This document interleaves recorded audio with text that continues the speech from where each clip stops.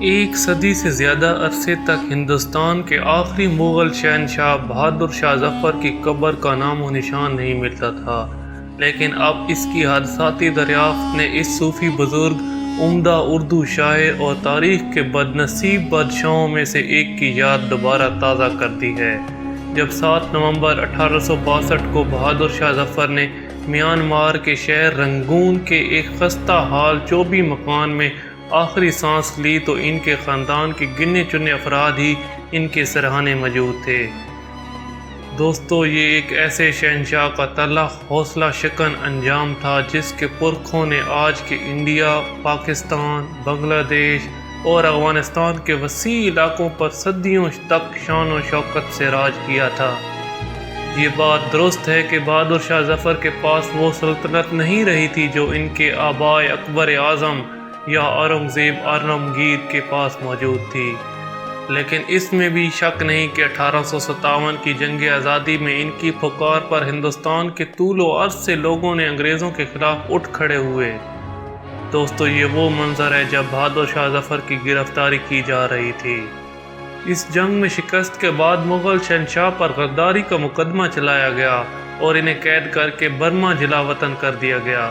وہ 7 نومبر 1882 کو 27 برس کی عمر میں چل بسے اور ان کی موت کے ساتھ ہی دنیا کے عظیم شاہی خاندانوں میں سے ایک کا اختتام ہو گیا، لیکن ان کا نام اور ان کی تحریر کردہ اردو شاعری زندہ رہی۔ 1837 میں جب ظفر نے اقتدار سنبھالا تو اس وقت عظیم مغلیہ سلطنت سکڑ کر دہلی کی کرد و نواح تک محدود رہ گئی تھی، لیکن اس کے باوجود ہمیشہ اپنی رعایا نے ان کو شہنشاہی کا لقب دیا۔ انگریزوں نے ان کے پیروکاروں کے اٹھ کھڑے ہونے کے خطرے کے پیش نظر ان کی قبر کو بے نشان رکھا تھا، حتیٰ کہ ان کے مرنے کی خبر کو بھی ہندوستان پہنچتے پہنچتے 2 ہفتے لگ گئے تھے۔ اس کے بعد 100 برس تک ان کی قبر کا کسی کو بھی نہیں پتہ تھا۔ لوگ ان کا نام بھی بھولنے لگے تھے، لیکن پھر رفتہ رفتہ ان کا دوبارہ ذکر ہونے لگا۔ دہلی اور کراچی میں ان کے ناموں پر سڑکوں کے نام رکھے گئے اور ڈھاکہ میں ایک پارک ان کے نام سے موسوم کیا گیا۔ دوستو، وہ خطاط، نامور شاعر اور صوفی پیر ہونے کے ساتھ ساتھ ایسے شخص تھے جو ہندوؤں اور مسلمانوں کے اتحاد میں یقین رکھتا تھا۔ وہ کوئی ہیرو یا انقلابی رہنما نہیں تھے، لیکن وہ اپنے جد امجد اکبر اعظم کی طرح مسلم ہندوستانی تہذیب کی برداشت اور کثیر القومیت کے علامت تھے۔ رنگون کے ایک پرسکون علاقے میں واقع بہادر شاہ ظفر کا مقبرہ ہندوستانی تاریخ کے ایک جذباتی اور متلاطم دور کی یاد دلاتا ہے۔